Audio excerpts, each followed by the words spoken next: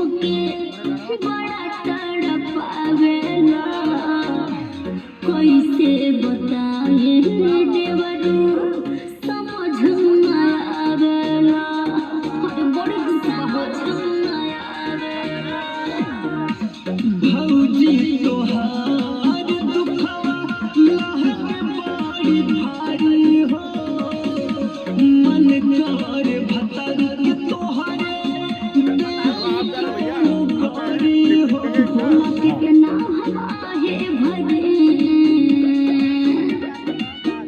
चल घर बिछी भौजी लवना जरी जवनिए में कोई से न पेटवा भारी चल घर बिछी भौजी लवना जरी जवनिए में दोनों बेला पेटवा भारी